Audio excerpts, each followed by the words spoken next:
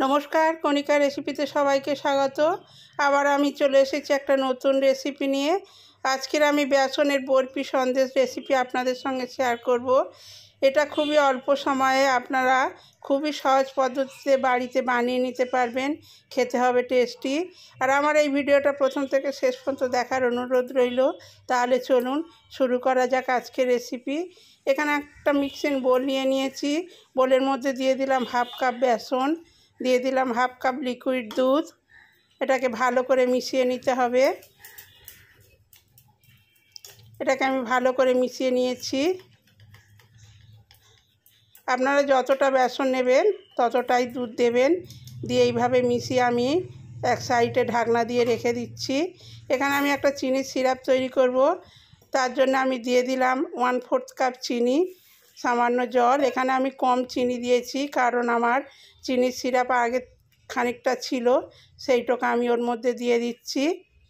আপনারা যতটা বেসন নেবে তার হাফ চিনি দিয়ে সিরাপটা বানিয়ে নেবেন। দিয়ে দিলাম 3টে এলাচ ফাটিয়ে। এবার এটাকে আমি 2 থেকে 3 মিনিট ভালো করে ফুটিয়ে নেব।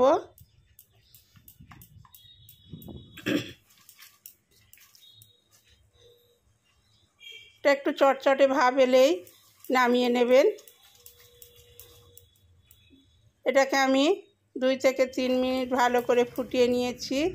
এখন এটাকে আমি নামিয়ে এক সাইডে রেখে দেব। এর থেকে যে এলাচগুলো দিয়েছিলাম ওই এলাচ কটা আমি তুলে নেব। এখানে আমি কড়া বসিয়ে দিয়েছি। কড়ার মধ্যে দিয়ে দিলাম হাফ কাপ ঘি। এবার তার মধ্যে দিয়ে দিচ্ছি বেসনের ব্যাটারটা।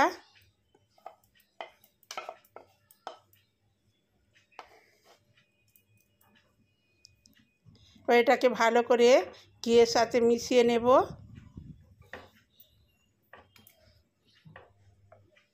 এইভাবে মেশাতে মেশাতে এটা শক্ত হয়ে যাবে। গ্যাসের ফ্লেমটা লোতেই রাখতে হবে। দেখুন কতটা শক্ত হয়ে যাচ্ছে।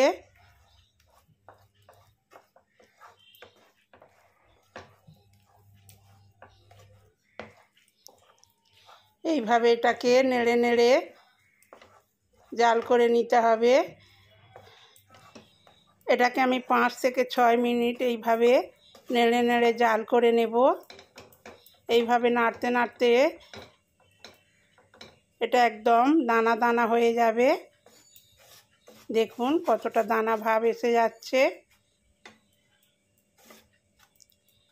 আর আমার এই রেসিপিটি আপনাদের যদি ভালো লাগে প্লিজ যারা এখনও পর্যন্ত আমার চ্যানেলটিকে সাবস্ক্রাইব করেননি সাবস্ক্রাইব করবার অনুরোধ রইল। পাশে থাকা বেল আইকনটি প্রেস করে দেবেন। যখনই কোনো নতুন ভিডিও আপলোড করব নোটিফিকেশান সবার আগে আপনাদের কাছে পৌঁছে যাবে। দেখুন কতটা দানা দানা ভাব এসে গেছে।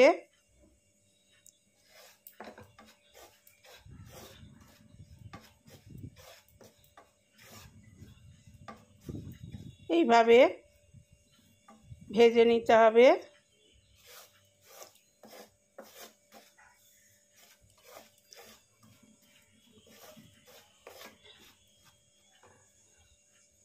দেখুন এটার মধ্যে ঘি ছেড়ে দিয়েছে।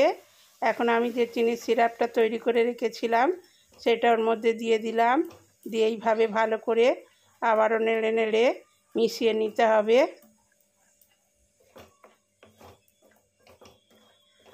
এইভাবে সব সময় নাড়তে হবে, তা নাহলে তলায় লেগে যেতে পারে।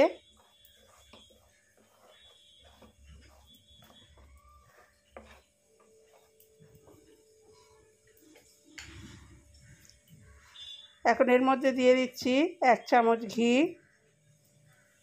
এই ঘিটা দিলে এর সুগন্ধটা খুবই সুন্দর হয়। এখন আমি এই পর্যায়ে গ্যাসটা অফ করে দিচ্ছি। দিয়ে এই রকমভাবে কিছুক্ষণ আবার নাড়তে থাকবো। নাড়তে নাড়তে এটা অনেকটা ঠান্ডা হয়ে যাবে আর শক্তও হয়ে যাবে। দেখুন এটা একদম হয়ে গেছে। এখানে আমি একটা ট্রের মধ্যে ঘি মাখিয়ে রেখে দিয়েছিলাম। মিশ্রণটা আমি ওর মধ্যে তুলে দিচ্ছি।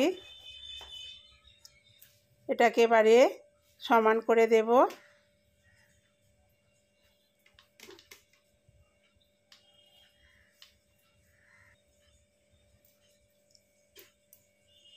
এইভাবে স্প্যাচুলার সাহায্যে সমান করে দিতে হবে।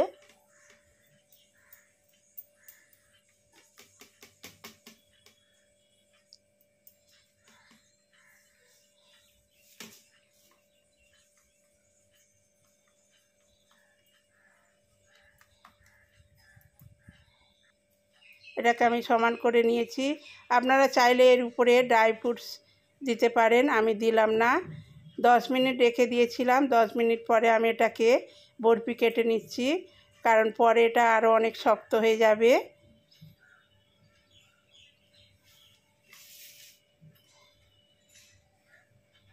আমি এইরকমভাবে কাটছি, আপনাদের পছন্দ অনুযায়ী আপনারা কেটে নিতে পারবেন।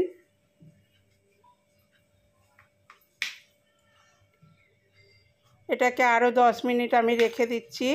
10 মিনিট পরে আমি দেখাবো বরফিগুলো কেমন হয়েছে। 10 মিনিট হয়ে গেছে, আমি একটা বরফি তুলে দেখাচ্ছি কেমন হয়েছে। দেখুন, এখন এগুলোকে আমি একটা প্লেটের মধ্যে সার্ভ করে নেব। এখানে আমি কিছু পেস্তার কাজু গুঁড়ো করে নিয়েছি, ওর উপরে এইভাবে গার্নিশ করে দিয়ে দিচ্ছি।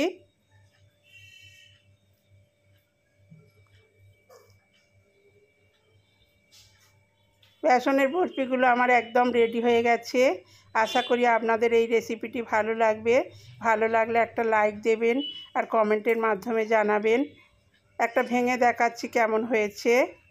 আমি আমার ভিডিওটা আজকের মতো এই পর্যন্ত শেষ করছি। আগামী পর্বে আবার একটা নতুন ভিডিও নিয়ে চলে আসব।